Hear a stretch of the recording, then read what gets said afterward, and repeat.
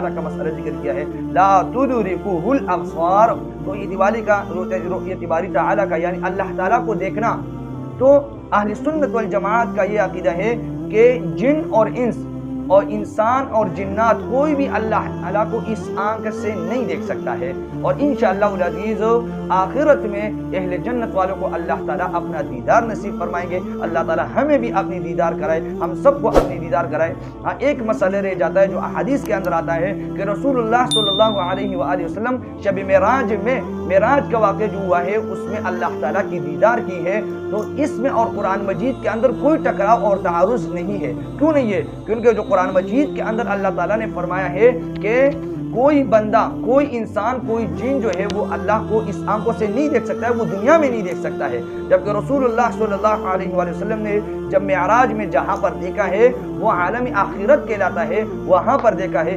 اس لیے اس آیت کے اندر اور احادیث کے اندر کوئی تعارض نہیں ہے۔ تو اہل سنت والجماعت کا یہ عقیدہ ہے کہ دنیاوی آنکھ سے دنیا کے اندر کوئی جو ہے اللہ تعالیٰ کے ذات کو نہیں دیکھ سکتا ہے۔ اللہ تعالیٰ ہمیں اللہ جو ہے اپنی دیدار نصیب فرمائے، اور اللہ تعالیٰ ہمیں نیک راستے پر، اچھے راستے پر، صراط مستقیم پر چلنے کی توفیق عطا فرمائے۔ وآخر دعوانا ان الحمد للہ رب العالمین۔